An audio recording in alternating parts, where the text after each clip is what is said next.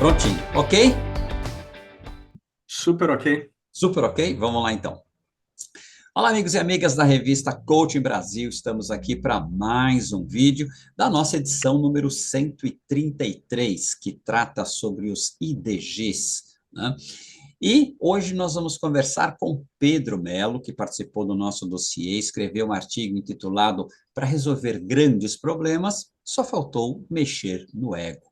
E é sobre isso que nós vamos conversar aqui nesse vídeo. Pedro, seja muito bem-vindo a esse papo e gratidão imensa pela sua participação no nosso dossiê, querido. Obrigado, Luciano. Obrigado pelo convite. Desde participar do dossiê com o artigo. Então, muito bom estar Maravilha. aqui com.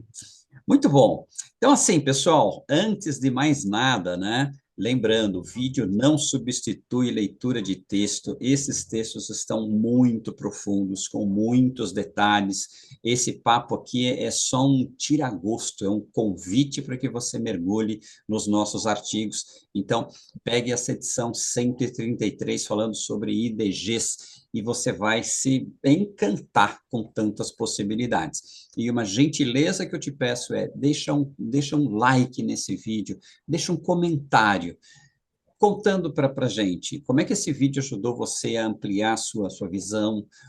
Enfim, o que esse vídeo causou em você? Quais foram as reflexões que vieram? Isso para nós é muito importante. E compartilhe esse vídeo com outros amigos, profissionais, enfim, pessoas que precisam também ampliar um pouco a visão para a gente construir um mundo melhor. Tá certo? Muito bom. Então, Pedro, aqui na revista a gente tem uma tradição. A gente sempre começa com uma primeira pergunta, muito simples, que você vai tirar de letra. Está preparado? Então vamos lá. Eu já assisti a apresentação que você fez com a Ana do Vale, então a Você pergunta já é: quem é treinou em você? casa? Você já treinou em casa? Já fez a lição de casa? Vamos lá então. Pedro Melo, quem é você? A pergunta é: quem não é você, né? Porque eu acho que uns 2, 3 anos atrás, Luciano, eu estava numa formação de uma abordagem terapêutica e em algum momento eu me vi escrevendo quem eu já tinha me tornado e já não era mais. E era quase como assim, como se eu tivesse vidas, personalidades, múltiplas personalidades que foram sendo formadas e morrendo. E eu parei na 12ª contagem. Opa, Então, e aí a minha jornada toda é justamente essa, é me despedir de quem eu não fui, né? Ou seja, quem eu não sou, mas eu precisei me tornar para sobreviver nesse mundo que a gente está. uhum. E a cada morte, a cada despedida, a cada parte do ego que vai embora, vai sobrando mais de mim. E quando vai sobrando mais de mim, o que eu percebo cada vez mais dentro de mim e nas outras pessoas que estão nesse mesmo processo é que quanto mais a gente chega próximo do eu, mais a gente é igual. Então, eu gosto muito do. Tem uma abordagem terapêutica chamada IFS, Internal Family Systems, que foi criada pelo Dick Schwartz. E ele fala dos 8 Cs da alma, né? E aí alma sem conotação religiosa, então Uhum. chame de self, alma, essência, consciência, Atman, o que for, né? Com o espírito, o que for importante, Caroço do abacate. caroço do abacate, espinho do abacaxi, o que for. Uhum. E é interessante olhar esses 8 Cs, né? Porque daí você vai para o lugar da criatividade, da curiosidade, da calma, da clareza, da conexão, da compaixão, da confiança e da coragem. Esses são os 8 Cs. Então, quanto mais eu me aproximo de mim, de quem eu sou, e assim, quando eu vejo as pessoas nesse estado, mais eu percebo que a gente é isso.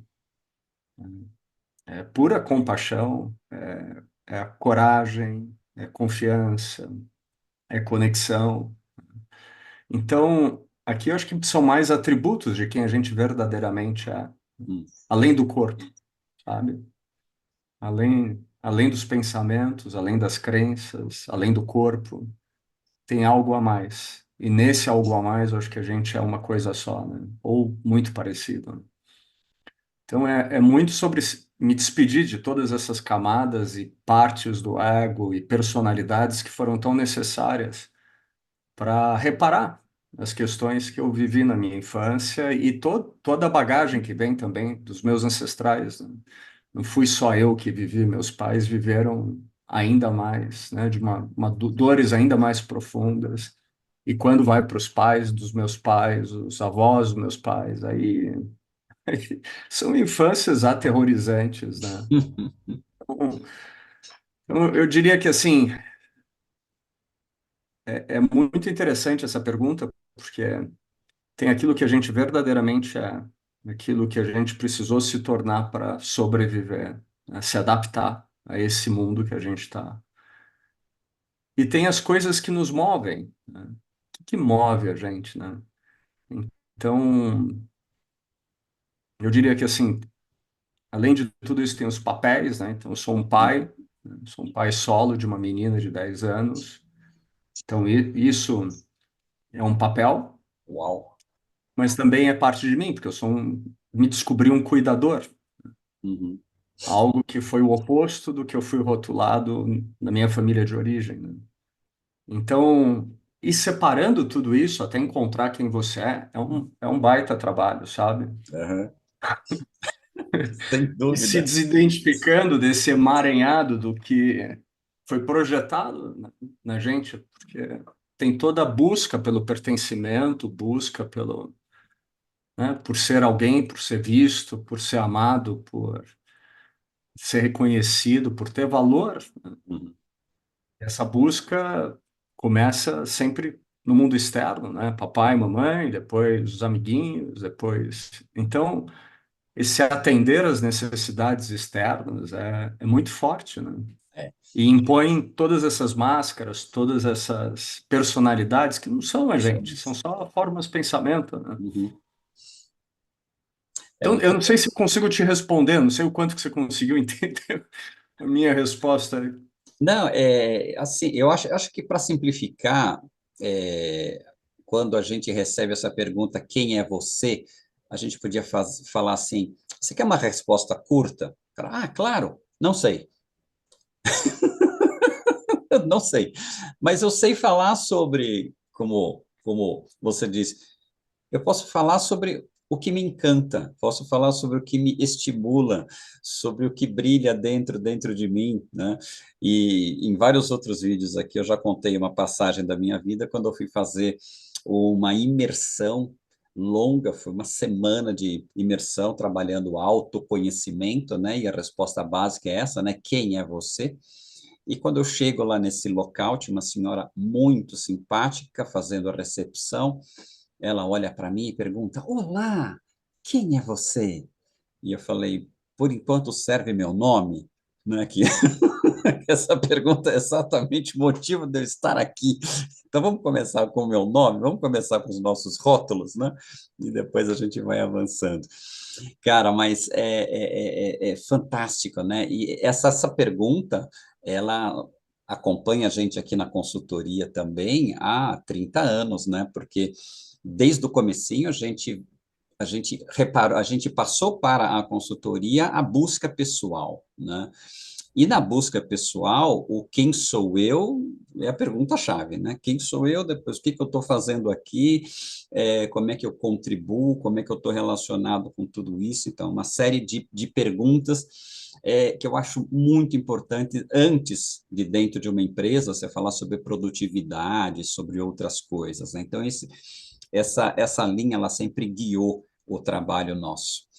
E aí, o seu artigo, que está de uma riqueza, nossa, cara, de uma profundidade muito linda, eu quero começar essa reflexão aqui, ó, no comecinho, né, que você traz esse paralelo de criança e de adulto, né? Então, a tua primeira frase é: crianças culpam, reclamam e brigam, adultos resolvem, né? E aí você vai discorrendo aqui no seu artigo colocando como que a grande maioria da nossa população tem comportamentos infantis, né? Você até cita, vi de guerra, Rússia, Ucrânia, Israel, Palestina, são comportamentos ainda muito infantis, né? Mas antes de entrar nisso, eu quero puxar uma coisinha antes, que quando eu recebi o seu texto, e nós estávamos fazendo aqui a revisão, eu tomei o cuidado de perguntar para você, essa frase está correta? Você falou, está correta. Eu falei, legal, então eu entendi o que você quis dizer. Então, antes de falar sobre criança e adulto, queria que você comentasse essa frase que está na sua apresentação, que você diz, você não pode mudar as pessoas, mas pode mudar as pessoas. Você não pode, assim, a maior parte das pessoas, quando estão na criança, e aí a criança, você falou de infantil, né? Não é uma pessoa infantilizada ou infantil, mas todos nós carregamos dentro de nós Hum? memórias de dor encapsuladas no tempo. Achei, Todos nós. achei essa sua frase tão Todos nós. poética e profunda, cara. Está gostando desse vídeo? Esse é o momento de você deixar um like, inscrever-se no nosso canal e recomendar o nosso vídeo, compartilhá-lo com amigos e amigas que possam se beneficiar dele. Continue assistindo. Então, não é sobre falar que você é infantil, Uhum, porque isso só vai te colocar num estado de proteção, não vai sim. servir para nada, Uhum, né? É a gente ter a consciência que a maior parte de nós, adultos, opera predominantemente com essas memórias de dor, com as proteções dessas memórias de dor, uhum, que estão encapsuladas no tempo. sim. Então, seja ela qual for, a dor do abandono, da traição, da injustiça, da humilhação, da rejeição, o que for, são memórias de dor que a criança viveu e estava desprotegida ou descuidada pelos pais, pelos cuidadores, né? Pela realidade que estava vivendo. E para sobreviver àquela dor, uma parte do ego precisou ser formada. Uhum, Então, essas partes do ego vão sendo formadas a partir dessas dores, ou seja, a mente vai sendo construída para quê? Para proteger, para que a gente não sinta mais aquela dor, porque ela é insuportável. Se alguém passou por depressão na idade adulta, sabe o que é essa dor, uhum, porque é uma dor igual à da depressão. É uma dor incapacitante, ela, ela é congelante, é terrível, é uma dor de vergonha, de culpa, de medo, assim, gigantesca. Que no corpo de uma criança, sem recursos nem emocionais nem cognitivos, e sem estar presa ao tempo, porque a uhum, criança vive só no presente. Então ela só está aqui no momento presente. Não existe amanhã nem ontem, até os 8, 9, 10 anos de idade. Então, quando a criança sente aquela dor, é uma dor que vai para sempre. Ela não sabe que acaba, né? Então, essas partes do ego vêm para proteger a gente. Então, pode ser que tenha uma parte controladora, pode ser que tenha uma parte agressiva, pode ser que tenha uma parte vitimista, uma parte salvadora, e aí vai, são diversas partes. Uma parte intelectual, melhor aluna, e aí vai. O ponto é, essas são as memórias que estão aqui operando 24 horas por dia, não, porque eu tenho uhum, umas 8 horas, 10 horas de sono, mas na maior parte do nosso tempo são essas partes do ego que estão aqui, que foram construídas na primeira infância até para a adolescência. Então, quando a gente está falando das crianças, a gente está falando dessas memórias de dor que estão encapsuladas no tempo e protegidas por partes do ego, que também foram construídas aí entre 7, 8, 10, 11 anos de idade. Algumas podem ter chegado aos 17, eu tive uma parte que foi construída depois dos 30, mas é raro. Você tem uma parte do ego que é, né, criada na parte adulta. Então é importante deixar isso claro para que ninguém se sinta menor, né, do que perfeito. ninguém, Uhum, sabe? Quando a gente fala que tem crianças dentro, é só isso. E uhum, todos nós temos. 8 bilhões de pessoas, tá?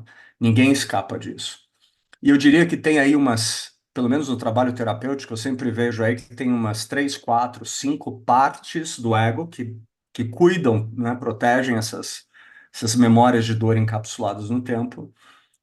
E essas partes respondem por talvez o 80-20 no nosso dia a dia, né? Então, quando o ambiente não é absolutamente seguro, calmo, tranquilo, essas partes estão ativadas, né? E aí não é que o ambiente, a percepção do ambiente, Uhum. o quanto meu sistema nervoso, e não é minha mente, é meu sistema nervoso, percebe que isso aqui é seguro ou não é seguro. É parecido ou é diferente com aquilo que eu senti quando eu estava na infância? Então, eu falo essa frase, né? Você não pode mudar as pessoas, mas você pode mudar as pessoas, dependendo do teu nível de autorresponsabilidade. Então, a partir do momento que você olha para você e resolve cuidar do seu eu interior. Então, e aí talvez essa pergunta que você faça, Luciano, quem sou eu? Talvez perguntar quem eu não sou, Uhum. né? Mas eu sei que eu precisei me tornar para sobreviver.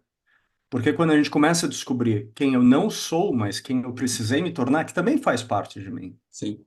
eu começo a criar espaço entre eu e essas partes do ego. E aí, finalmente, quando eu abro essas cápsulas e começo a metabolizar no momento presente, deixar essas dores que são do passado se abrirem, ganhar espaço, porque elas não tiveram espaço lá atrás, seja tristeza, medo, vergonha, culpa, o que for. Quando a gente abre espaço para elas serem metabolizadas no corpo, serem sentidas, a gente começa a mudar profundamente, tanto o cognitivo quanto o emocional. Nesse momento, tudo que está ao teu redor muda. As pessoas mudam. Exato. Então, você não pode mudar as pessoas, mas você pode mudar as pessoas. Então, você pode mudar as pessoas, tem duas maneiras de você olhar. Talvez uma primeira que é útil também, é você se retirar, então você muda, você sai e vai encontrar outras pessoas, Uhum. né? Ou não se conecta mais com aquelas, que é um movimento importante, né? De separação, de colocar limite. Mas quando você entra nesse nível de autorresponsabilidade, de perceber que tudo que está fora de você está dentro de você, e entende que a mudança é só interior, tudo que está fora começa a mudar. Então, essa frase. Você não pode mudar as pessoas, porque quantos casamentos você já conheceu? Quantos Uf! relacionamentos? Quantos chefes? Quantas pessoas que tentam mudar o outro, Uhum. mas não olham para si? Exatamente. É É, muito mais fácil, né, então, Pedro? É muito mais fácil querer que o outro mude para se adequar às minhas expectativas do que eu fazer a minha parte, né? Olhar para mim. aí que entra a questão das crianças, né? Exato. Crianças culpam, crianças reclamam, crianças brigam, Uhum. né? Porque são vítimas e o papel da criança, o primeiro papel da criança é de refém dos pais. Uhum. Todos nós fomos, Luciano. Não tem como, não tem como escapar, Sim. né, de ser vítima de um pai e de uma mãe, né? Agora, se você tiver as ferramentas, o ambiente, o diálogo suficiente, né, os recursos emocionais, que quem pode dar esses recursos emocionais são teus pais, teus cuidadores, teus avós. Muita gente recebe dos avós, de uma avó querida, de um avô querido, quando os pais não têm.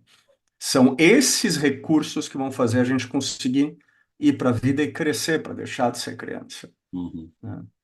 Então é isso, você não pode mudar as pessoas, mas você pode mudar as pessoas. E quando você fala que é mais fácil culpar os outros, reclamar dos outros, né? Eu diria que pode até ser mais fácil, porque você se coloca no papel de vítima, e esse é o papel da criança, e que é encontrado na maior parte das empresas. Uhum. Você vai ver o triângulo do drama, assim, em todas as empresas, para não dizer na sua, né, totalidade, né, ou quase todas, que é essa dinâmica de ter um grupo que se coloca no papel de vítima, normalmente os liderados, um grupo que se coloca no papel de heróis, de salvadores, que são os líderes, as lideranças, e os vilões, que são nomeados normalmente pelas vítimas, que podem ser alta liderança, pode ser um sistema político, como capitalismo, socialismo, comunismo, pode ser um partido político de esquerda ou de direita, daí, né? e a gente fica preso nesse triângulo, e a gente está a eternidade inteira nesse triângulo, né? Vivendo isso, repetindo, né? Mas Legal. quando você entra nesse nível de autorresponsabilidade, tudo começa a mudar. Exato. E é aqui que a gente vai começar a pensar que na cabeça de quem está ouvindo a gente aqui, Pedro, talvez esteja passando, caramba, eu já pensei isso, eu já vi que a coisa parece que funciona assim, mas a pergunta é, como é que eu escapo disso? E aí, Pedro? É, As a- pessoas o podem negócio não é tomar. nem escapar, é enfrentar. Ah, Escapar é o que a gente tá fazendo a vida exa inteira. exatamente, exatamente, Escapar, as pessoas já sabem, Luciano. Você exatamente. pode, né, se distrair com trabalho, trabalhar 16 horas por dia. Você pode se distrair com poder, né, e ficar atrás do poder. Você pode se distrair com sexo, drogas, com meditação, né? E aí não estou falando que Sim, meditação é distração, mas pode ser uma distração se você não fizer o trabalho. sim, Assim, você pode se distrair com religião, pode se distrair com intelectualidade, pode se distrair com redes sociais, com tudo. Então, exato. assim, escapar, dá para escapar, todo mundo sabe. Exato. Todo mundo Esse é é o ponto. PhD em escapar. Oh, O poxa, negócio é como é que a gente fica e você foi mais sustenta. rápido, foi sensacional. Então, assim, a primeira coisa é, pessoal, você não vai escapar. Você tem que olhar, enfrentar, acolher, para depois a gente acolher e integrar isso, né? É engraçado porque Buda fala, né, bem, uma grande influência, né, uma das grandes religiões do mundo, o budismo, e ele fala muito enquanto você não enfrentar a dor, você ficará em eterno sofrimento. O escapar é ficar em eterno sofrimento. Porque cada cápsula dessa que está dentro da gente, cada cápsula, cada memória de dor encapsulada no tempo, e que tem uma parte do ego, essas partes do ego vão ficando cada vez mais cansadas. Então chega assim, às vezes 20, 30, 40, 50 anos de idade, quando você encontra uma parte do ego e pergunta para ela como é que ela tá. Por exemplo, invariavelmente, todo mundo que está aqui assistindo a gente tem uma parte que é um crítico interno. E, e quase que a totalidade da população mundial tem um crítico interno. Alguns têm um comitê de melhoria contínua, né, que fica o tempo todo falando: você tem que, você tem que, você tem que, você precisa, você precisa, você precisa. E quanto mais aquilo vai fazendo esse trabalho, e você não vai chegando em nenhum lugar, porque você está preso, né? Você está preso num. É quase como uma rodinha de hamster. Você está preso numa rodinha de hamster que você não sai dela. Sim.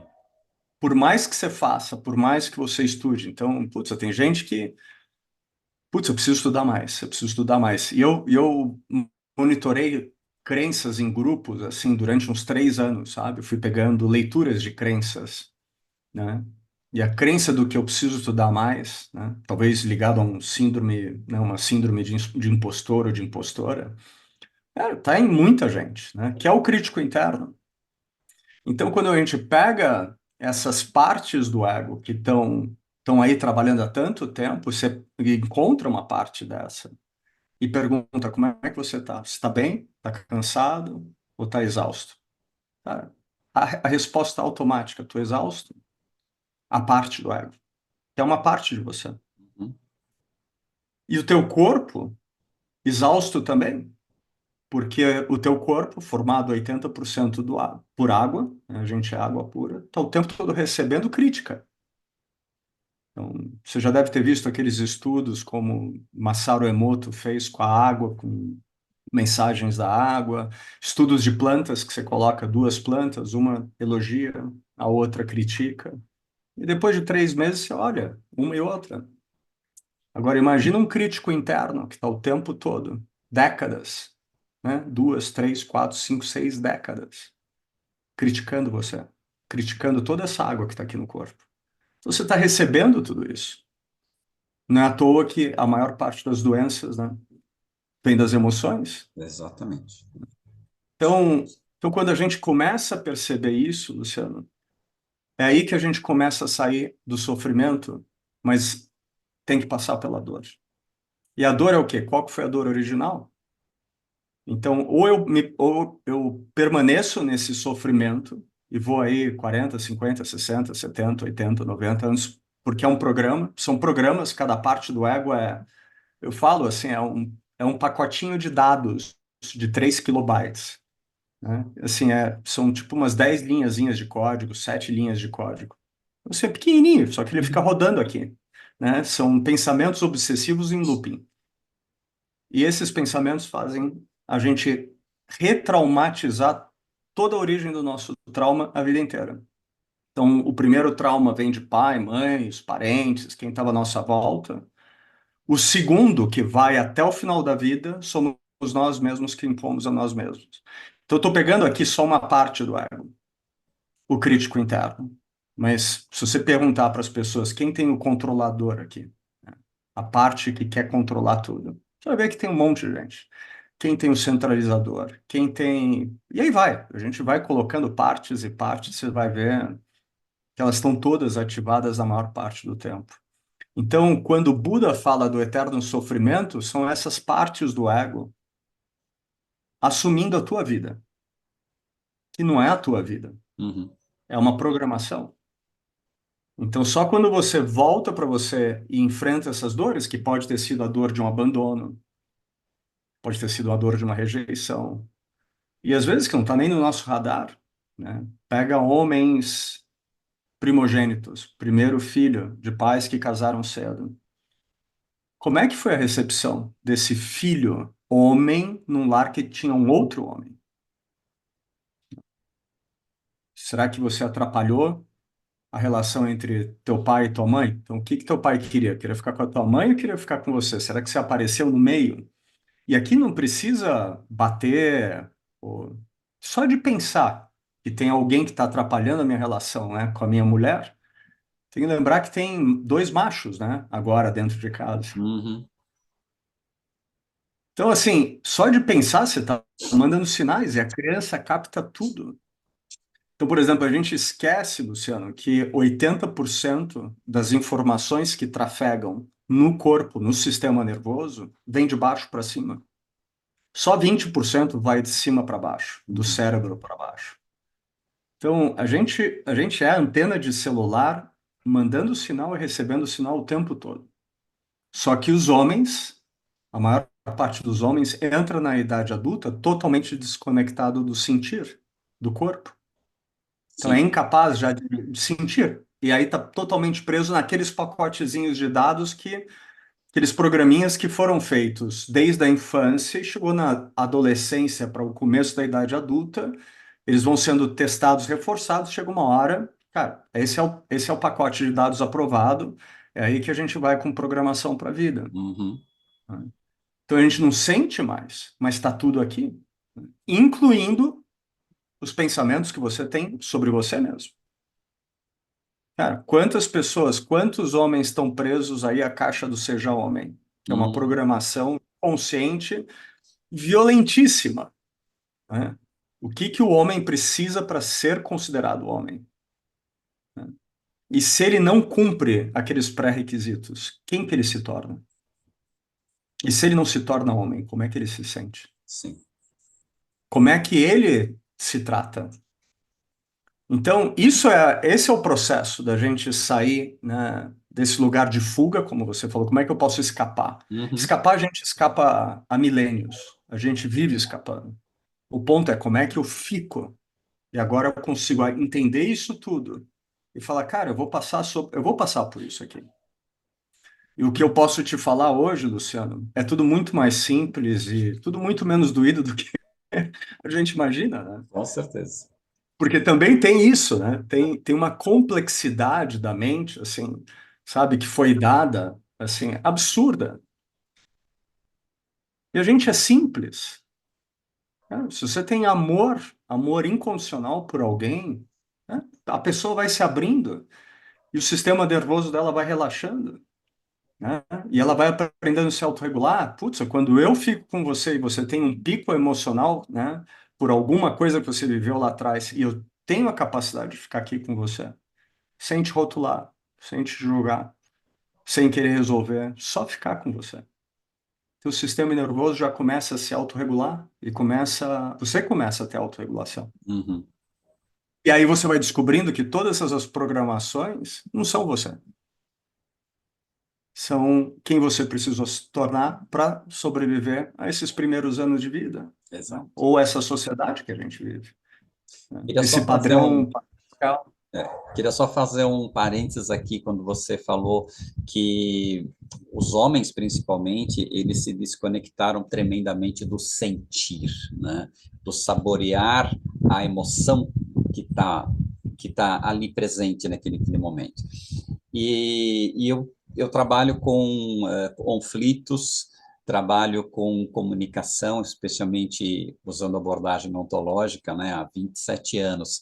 E é muito interessante que em palestras e workshops, né, eu brinco com as pessoas assim. Fazendo uma pesquisa geral, nós vemos que só existem três sentimentos. Três, só três. Tô bem, tô mal e não sei. Quando você pergunta, o que você está sentindo? Tô bem. Você está sentindo? Tô mal ou não sei. Então, quer dizer, Isso aí. nós perdemos completamente o repertório de descrever o que eu estou sentindo, né? A gente nem perdeu, a gente não criou, né? Não criou, exatamente, né? Então, assim, a importância dessa conexão, né? E eu brinco muito assim com o saborear, que nem eu falo assim, a hora que você vai na casa da mãe, da avó, da tia que faz assim uma macarronada maravilhosa com molho, você chega lá, pega ali a colher de pau, bota o dedo, bota na boca, fala, aqui tem, você vai descrevendo os elementos que tem ali, né? E esse processo de fazer isso conosco, né? Peraí, deixa eu sentir o que está acontecendo aqui dentro de mim, né? Então, essa importância, né, de você parar para olhar, e aí você vai encontrando várias crianças falando várias coisas para você, né? Gritando, gritando. Luciano, mas como é que você, como homem, vai entrar em contato com o teu mundo interior? Se tem uma lei superior, tem um padrão social, que é a caixa do seja homem. Exato. Que se você não tiver de acordo com a caixa do seja homem, você não tem lugar aqui nesse mundo. Uhum, Nesse mundo que a gente vive hoje, nessa cultura. Então, como é que você vai acessar um lugar que todo mundo fala, homem não pode sentir, né? Homem não pode chorar. exato. E se chorar, aí vem todas as questões, né, sexistas, machistas, né, que não precisa nem falar aqui, mas que está aí e foi parte da minha vida, né? Fui Uhum, criado assim. Então, entrar em contato com isso é romper com o sistema, e aí é romper com o pai, com um clã, porque isso vem há muito tempo, é um sistema, é sair fora do sistema. E a dor de ficar fora do sistema é imensa, porque é a dor da solidão. E é uma dor de uma solidão que a gente já sentiu em algum momento com pai e mãe. uhum, E por isso que a gente quer ficar no sofrimento de estar o tempo todo escapando dentro do sistema, né? Que dá a ilusão, né? A fantasia de que a gente pertence, que a gente tem um lugar, que a gente é visto. Experimenta não ligar para ninguém mais durante 1, 2 anos de todos os seus contatos e ver o que acontece. uhum. Ver quantas pessoas vão verdadeiramente sobrar das Exato, 2.000 que você tem contato, né? exatamente, exatamente. Então, esses foram É. experimentos, eu já fiz diversos Uhum. experimentos, né? Sim, Então, são riquíssimos. Oh, nesses 64 anos aqui, já passei por muitos desses também. E é muito legal que você faz um processo de depuração, né? É muito legal isso, é muito bacana. Mas eu quero trazer uma outra questão aqui, que é de tudo isso, né? Então, nós aqui, adultos, cheio de criancinhas gritando dentro da gente, o mundo aqui fora exigindo coisas da gente, e de repente eu sinto que eu não estou bem, que eu não estou legal. Eu quero falar sobre os sinais. E aqui eu quero trazer uma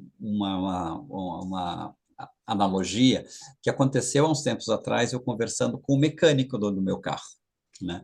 E eu conversando com ele, falando, meu, me fala um pouco sobre como é que carros que têm problemas sérios eles chegam aqui, né?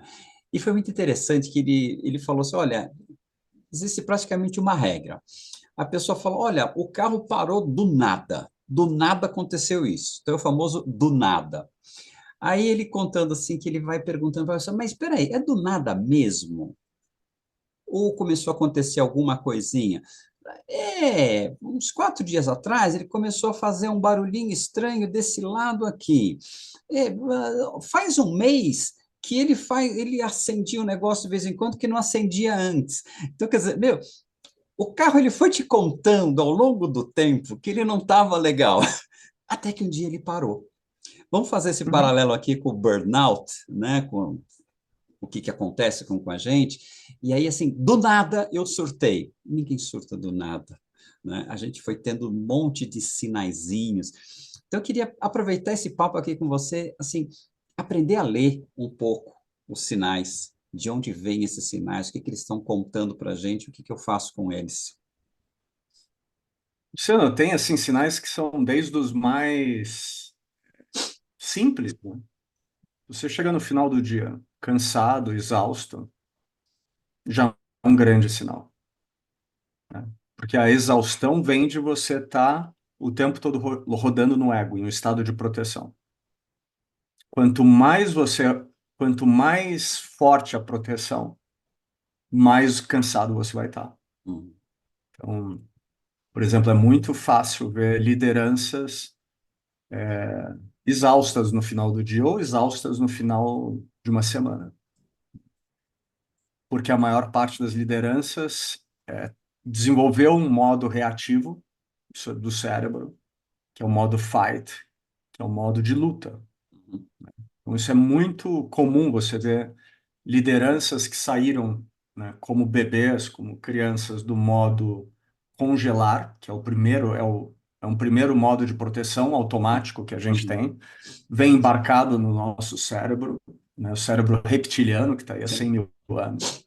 Mas desse modo congelar, a gente vai para dois outros modos, que é o fight ou fawn, né? O fight é lutar, o fawn é agradar, né? Colocar panos quentes. Então aqui você já vê essa dualidade entre líder e liderado. Então aqui você tem pessoas que quanto mais perto de um poder, assim, né, mais perto do poder, mais trauma, e quanto mais trauma, mais proteção. E mais proteção ativada. No modo fight, você começa a entrar num estado de ultravigilância. E ultravigilância é estar o tempo todo observando tudo, para que as coisas não saiam do controle, para que você não seja criticado, para que você não erre, para que não fracasse, para que não seja traído. E aí vai, né? Então, uma pessoa que está o tempo todo na mente consumindo, está consumindo glicose pra caramba e vem do corpo, está cansado. Então, o estado de cansaço, para mim, já é um grande sinal. Não é completamente diferente você chegar, tipo, 8, 9 horas da noite e tá inteiraço, uhum, sabe? E assim, tá bem, sabe? Bem, e chega uma hora, 10, 11 horas da noite, vem o sono e você dorme, dorme super bem, né? Então, eu diria que esse é um primeiro sinal. O segundo é o quanto que você consegue estar presente mesmo, nos uhum, lugares. Então, e aí, assim, eu tenho muita pesquisa. É legal fazer pesquisa quando a gente faz mapeamento, sabe, nas empresas, nas organizações. Porque, por exemplo, se a gente pegar pesquisas bem simples na reunião, sobre reuniões. Então, pega aqui, a gente está falando de IDG, a gente está falando de Inner Development Goals para empresas, organizações e governos começarem a olhar para dentro, né, começarem a olhar para o mundo interior, para o seu autodesenvolvimento, para que possa ter consciência, uma consciência diferente, senão a gente não sai da mesma consciência. sim, Então, quando a gente olha para IDG, a gente está olhando muito para lideranças de empresas, organizações e governos.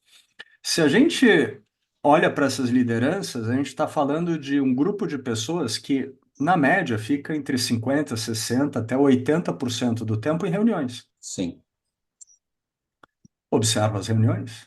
Então, do mesmo jeito que você falou, né, do coaching oncológico, faz o coaching reunológico, Uhum. reuniológico. Observa as reuniões. Como é que elas começam, como é que elas acabam, né?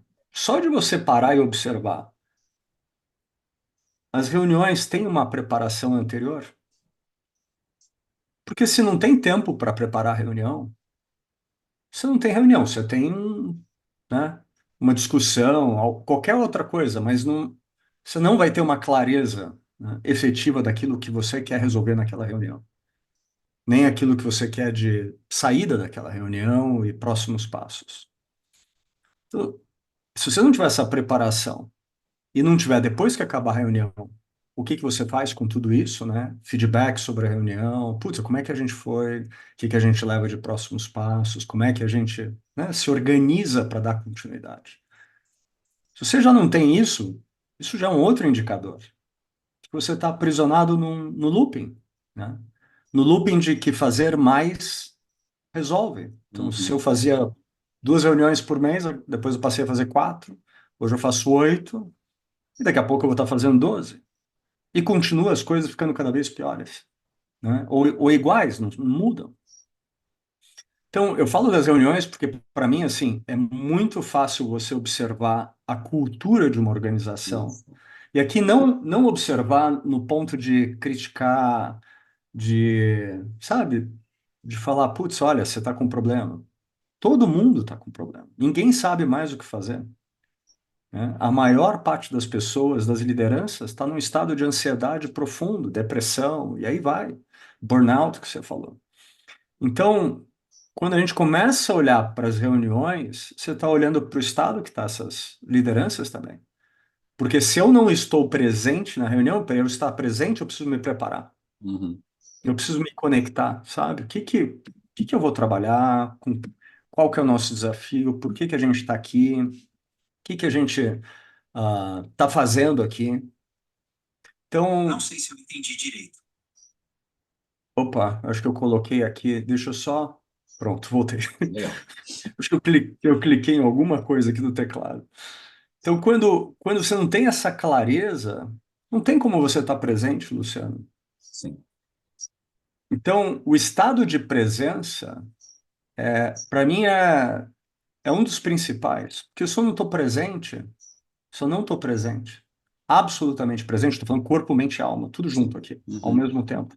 Minha mente não está indo para nenhum lugar. Tipo, eu não estou pensando em 10 coisas diferentes, não estou aqui distraído com o WhatsApp, com qualquer outra coisa. Eu estou absolutamente presente. Como eu estou aqui com você agora. Uhum. Você consegue sentir minha presença, tirando quando eu dei, quando eu bati no teclado e minha imagem sumiu aqui? Perfeito. Você consegue sentir a presença? Ou você percebe ou você sente a presença? Interessante isso. Isso é muito legal. Então, É nítido. é nítido. É nítido. Você percebe que tudo que você está falando, eu estou presente com você o tempo todo. Porque eu estou presente. E eu estou presente com você porque eu estou presente comigo. Só dá para eu estar presente com você se eu desenvolver a presença comigo. Então não tem como eu oferecer presença para você.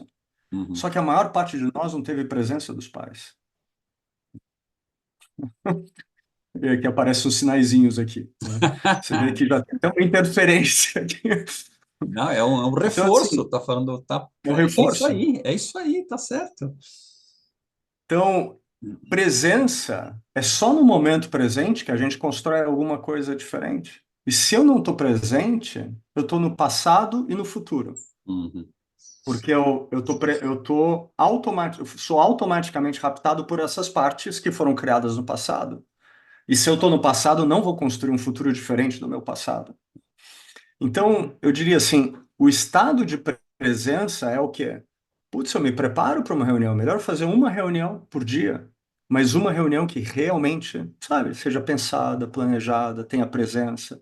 As pessoas chegam, né, com tempo, chegam, se conectam. Todo mundo tem espaço de fala. Então, pega uma reunião. Quem monopoliza as falas? É uma reunião onde poucos monopolizam e muitos ficam quietos, ou uma reunião onde todo mundo tem espaço, né? As conversas Uhum. são circulares. Então, só aí a gente pode Assim, tem um monte de espelhamento para te falar os sinais de que você está num estado de adoecimento X ou Y. Uhum. E todo mundo tá, tá? E aqui não tem certo ou errado. Isso é muito importante, Luciano. Porque como liderança, é muito comum vir mais culpa ou mais medo de acessar tudo isso. Com Por certeza. achar o que não está performando, que não está entregando, que não está fazendo melhor, porque tem um monte de voz. Eu entrei semana passada, sexta-feira passada, eu estava com um grupo de lideranças de uma grande empresa de moda. 7 mulheres que leram uma parte, a mesma parte que você leu, né, do livro que eu te mandei, Uhum. a primeira parte.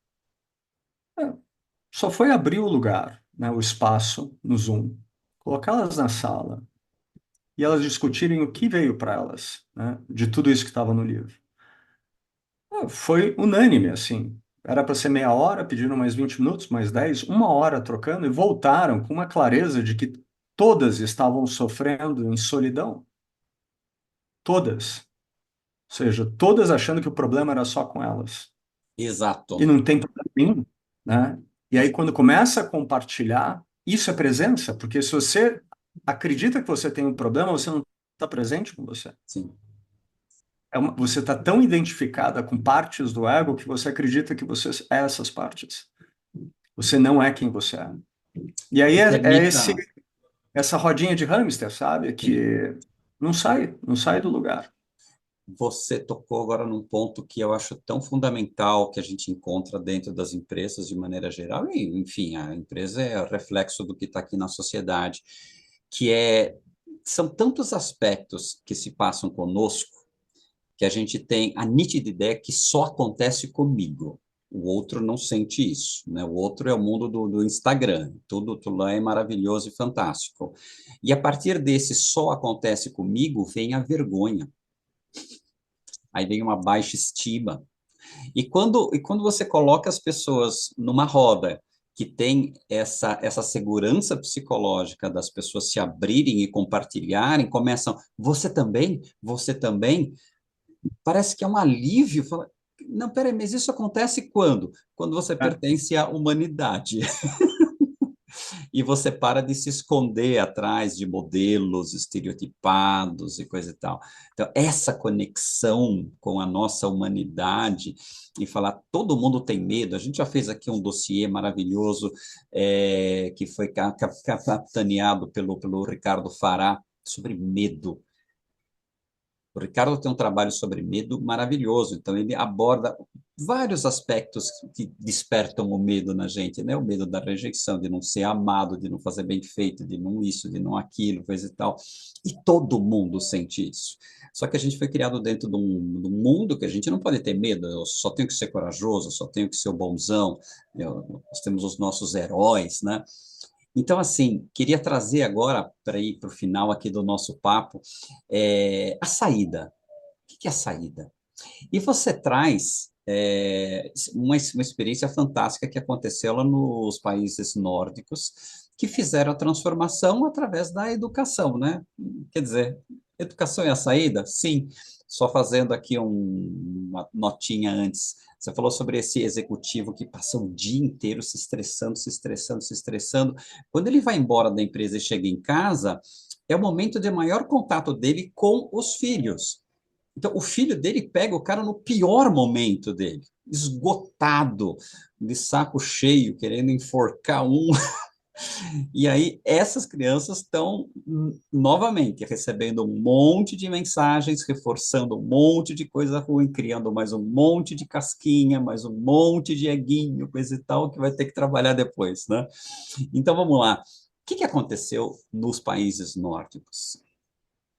Olha, só antes de entrar isso, talvez, Luciano, você trouxe duas coisas muito importantes, né? A vergonha, a culpa. Então, uma terceira ferramenta que você tem, fácil de olhar nas empresas, é mapear os sentimentos no trabalho, né? Eu costumo pegar a escala de Hawkins, David Hawkins, que Uhum. são as emoções, né, em Hertz. Fantástico.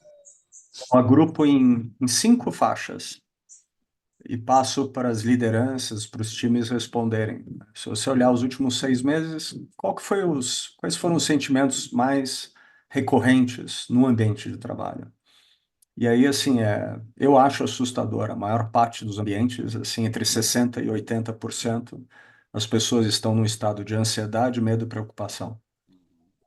Estado de ansiedade, medo e preocupação quer dizer que você não está presente. Não está Ninguém está presente. presente. Uhum. Então é quase como uma profecia autorrealizável. Tudo que está acontecendo vai continuar acontecendo e provavelmente vai piorar, né? Então, só quando você vai para um próximo nível, que é otimismo, né, motivação, que você entra numa zona neutra, Neutra, tá? exato. Neutra, para daí poder entrar numa zona de transformação, né? Que é onde você tem paz. Se você não tiver paz, não tiver calma, se não tiver calma, você não Uhum. faz nada diferente. Se você sair daqui de São Paulo para ir para o teu sítio, pegar teu carro e for a 200 por hora na estrada, Uhum. você vê alguma coisa? Você vê alguma placa? Vê alguma paisagem? Vê algum Exatamente. risco? Uhum. Você só consegue ver aonde você está indo, para onde você está indo, se você for devagar, né? Se você for correndo, você está cego. Então, eu falo isso porque a maior parte das empresas, né, aqui a gente falou de cansaço e exaustão, eu vejo assim a maior parte das lideranças exaustas. A gente está falando de reuniões disfuncionais, que chega no final da reunião só para marcar qual que é a próxima reunião, né? E líderes que estão presos 60, 80% do tempo em reuniões, uma atrás da outra. Então, isso aqui é estar 200 por hora, né? Uhum. E mapear a emoção. Só de pegar as emoções, né, que sentimentos são mais recorrentes no trabalho, você já tem um ótimo indicador para olhar e ver o estado que está todo mundo. E se a gente não vai para um lugar pelo menos neutro, a gente está fadado àquilo que já está acontecendo. Nada vai ser diferente, né? E o que é diferente, o que me apaixonou quando eu assisti uma palestra do Thomas, que foi o fundador do IDG, uma palestra dele falando sobre o segredo nórdico, né? Tem um livro que ele escreveu junto com outra Sim. autora Uhum. e que fala dos países, né, escandinavos, né, os Países Baixos, então Suécia, Dinamarca, todo aquele pessoal que em 1850 era um dos países mais pobres do mundo. O nível de pobreza, assim, era muito grande lá. E aí eles começam a fazer as folk schools, que são as escolas que tinham lá um trabalho de 6 meses, as pessoas passavam, ficavam 6 meses, muito voltado ao autoconhecimento. E isso foi um trabalho de praticamente 80, 100 anos. E as folk schools se espalharam por todos esses países e fizeram com que eles se transformassem nos países talvez de mais alto nível de consciência que a gente tem no mundo hoje. Se você pegar né, os países escandinavos, Nova Zelândia, Austrália, né, talvez um pouquinho de Japão, e um ou outro ponto, são os países com mais alto nível de consciência. E consciência não é sabedoria, é estado de presença, né? Exatamente. Não é intelecto. Então, isso mudou a realidade total desses países todos. Então, quando eu vi, eu fiquei muito inspirado, porque quando a gente fala de inner development, a gente está falando de autodesenvolvimento, de olhar para dentro. Uhum. E para mim, a única saída que a gente tem é olhar para dentro. Com certeza. Porque cognitivamente já era. Agora, então, com a inteligência artificial, com a robótica do jeito que está, e daqui a 2, 3 anos, a gente vai estar em níveis de automação, de criação cognitiva, que o ser humano não tem como chegar nem perto. Hoje não tem nem como chegar perto. Então, a gente passou a vida inteira trabalhando o cognitivo, trabalhando a mente. E não é na mente que vai estar a saída desse lugar que a gente está aprisionado. Uhum. é voltar para dentro, é no mundo interior. Então, a gente vem muito aqui, ó, nessa parte aqui, que é a mente, né? A gente Sim. está aqui para cima.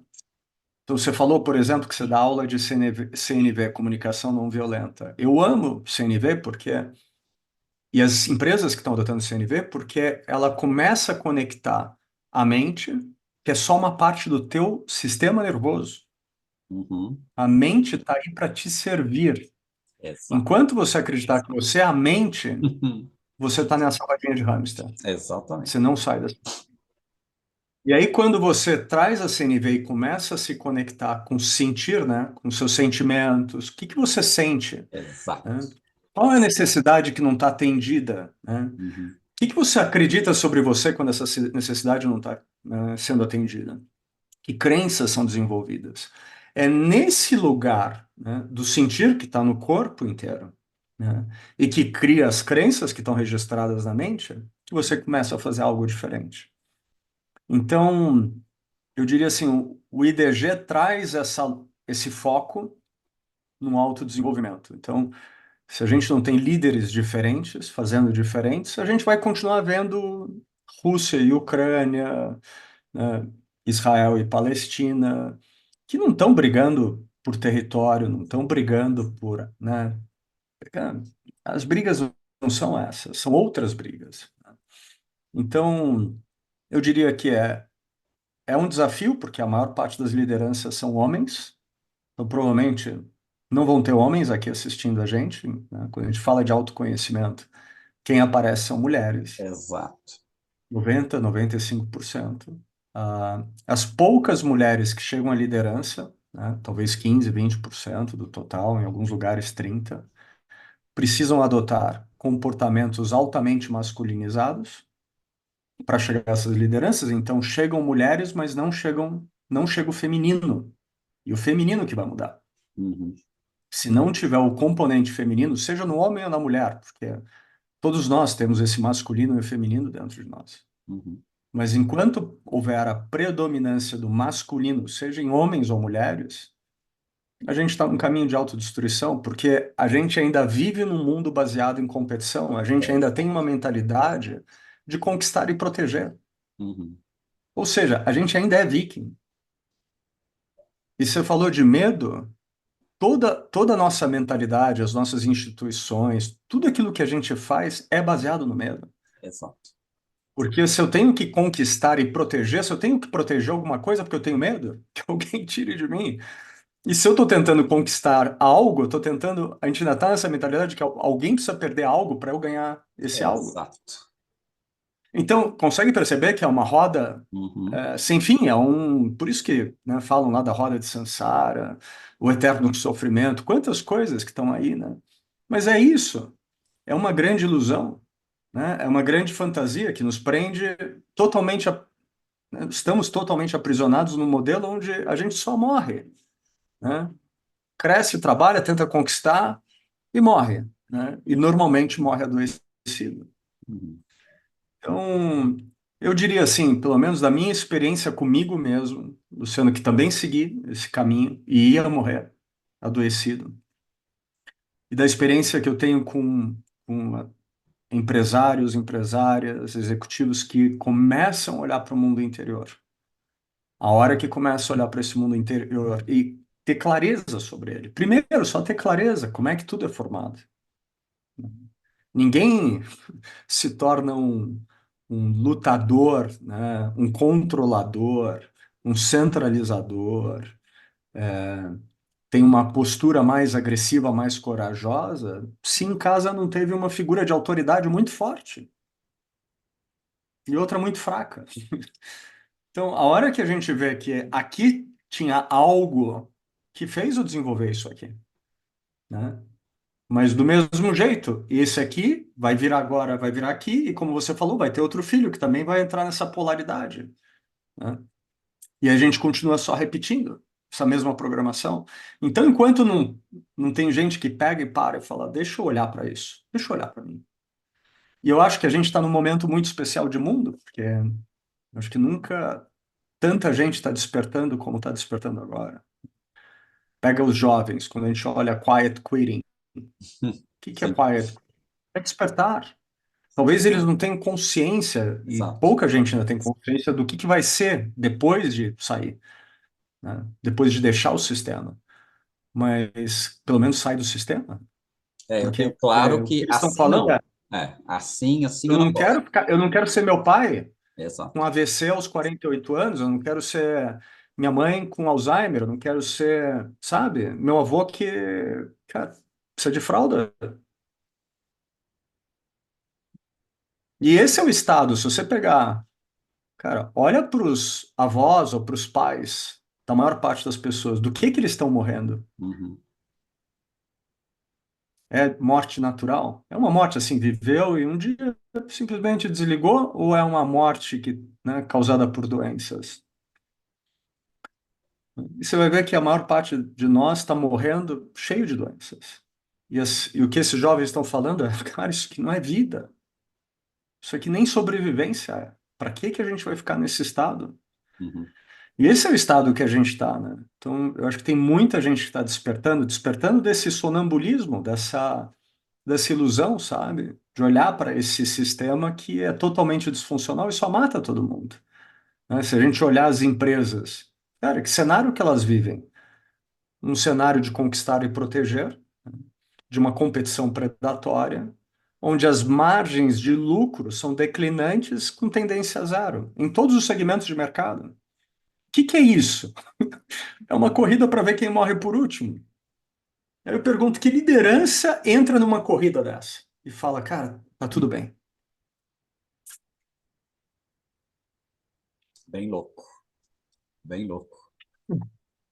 É surreal, né? Surreal. É surreal.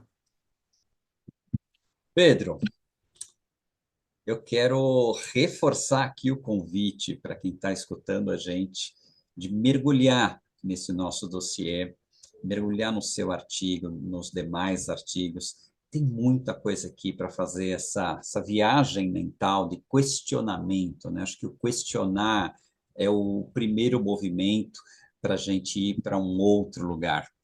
Então, Pedro, eu quero te agradecer demais pelo seu artigo e por esse papo aqui que foi sensacional. Gratidão imensa, meu caro. Obrigado, Gratidão Luciano. imensa.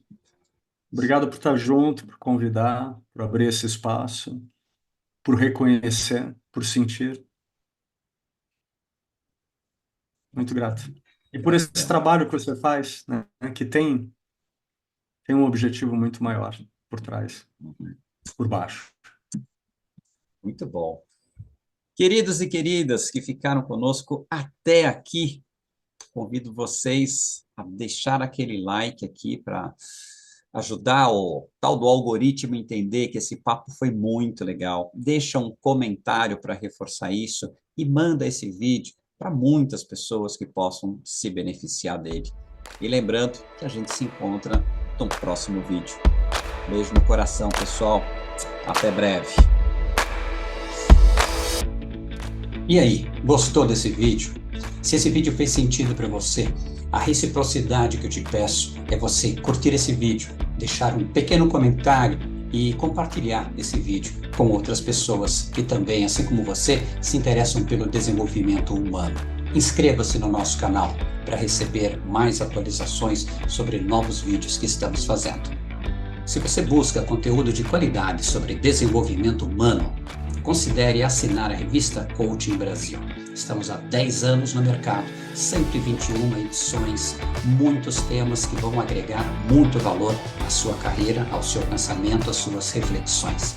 Venha conosco. Como assinante premium, você pode acessar todas as nossas edições e você paga apenas R$ 29,90 por mês.